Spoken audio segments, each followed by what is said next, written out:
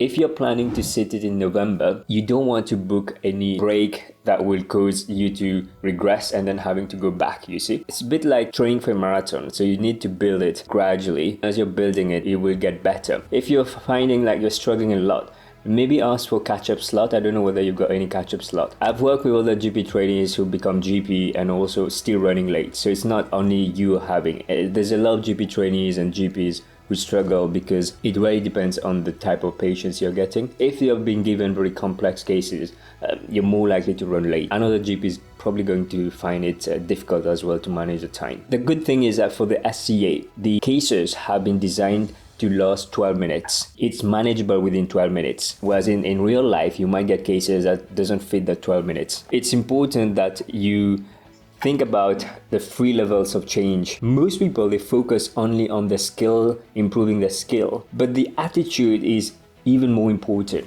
You know, the way that you're actually thinking about the case, your mindset is important because, for example, if you have the same skill as somebody who's actually got a mindset and attitude where it's a little bit more negative, it's going to be projected in the consultation. Whereas somebody who is caring, positive, and wanting to help, the consultation will go much better. It will translate in the skill and the behavior. So it's going to be more coherent. I go in more detail in the course about this. Take some time and evaluate your strength, your weakness, what are the opportunities and the threats. So for example, you might have a strength where, for example, I don't know, maybe gynae, or if you've got other experience, then you know where you're at. But then you might have some weaknesses, maybe in pediatrics. Once you know that, then you can actually start to focus your revision. In a gynae clinic, you're expected to be asked this question, so you will ask it bluntly. Whereas in GP setting, yeah, you might need to ask it after signposting. It's something that will come more naturally if you do a few more cases and you're getting that feedback and refining it. All right. So you might be good at the biomedical history, but then you need to be able to piece it together with the psychosocial and the idea, concern, expectation. The best way to get to the level that you want is to keep doing it better and better every day until it becomes a habit. So that under exam condition, when you're in a stress environment, it will come as a reflex. You won't have to think about it. Like if you're driving a manual car as opposed to driving an automatic car. When you're driving a manual car, you need to think about changing the gear. Whereas in automatic, you don't even have to think about it. It's just going through shifting the gear automatically. So that's what we want you to get to. Opportunities here is like make sure you're using your study days. So for your exam, you have, I think, 5 study days that you can take. Request that so that you can prepare. Are you struggling with your consultation skills? Maybe you need help and you want to get constructive feedback. If you'd like to get help, then click the link down the description below to see whether I can help you. If I can help you, then we can enroll you on the one-to-one coaching program. Think about what are the threats. So for example, somebody who's not very confident, that could be an issue if they're blanking or something happening. So you need to evaluate it, and then if it happens, it might happen actually during the exam. You know what to do if it happens, so that even if it's going to happen, you have a backup plan. So, you know, even the good candidates, sometimes they have some blank.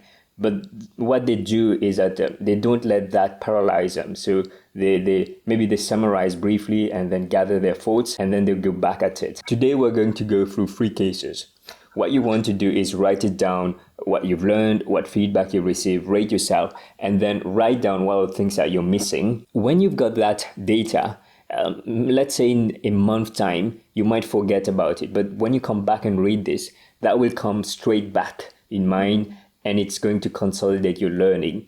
And if you find that maybe this case you graded yourself, maybe 1 or 2, might be worth actually revisiting it. So possibly practicing another case of this again and see whether you're missing it again, or you managing to actually recall and you assess where you're at. The structure is also important. So everybody has got their own structure.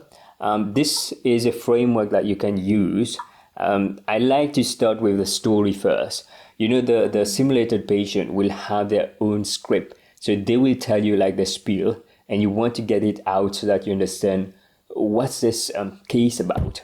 Once you've got that, then it's important that you think about what I need to know next. So each question that you're going to ask, it needs to progress you.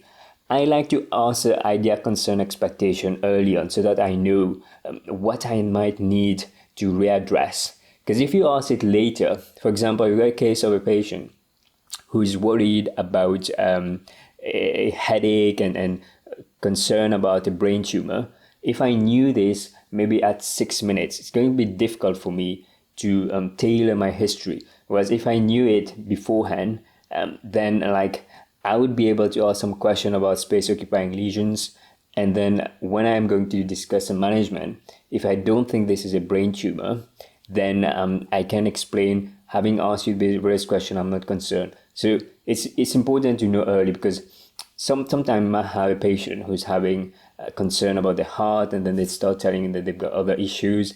Then you won't be able to prioritize if you don't know that early. Make sure that you have a set of red flags so you make a safe assessment. The first couple of minutes, make sure that you're actively listening, which means if the patient is telling you something, watch out for the cue. So listen to understand them.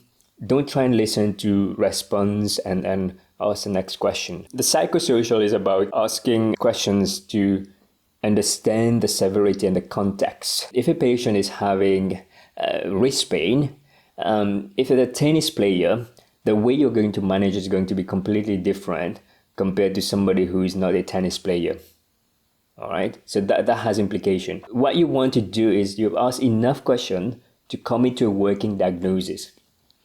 Once you've committed to working diagnosis, then make sure that you get on the same page as your patient. So for example, if a patient is worried about joint pain and is concerned about arthritis, but you think this is gout, then if you haven't got the same understanding, shared understanding, it's going to be difficult to progress the consultation. If you found this video useful, then I'm sure you're going to get a lot from watching this video. Click the video to watch it. Take care, everybody. Bye-bye.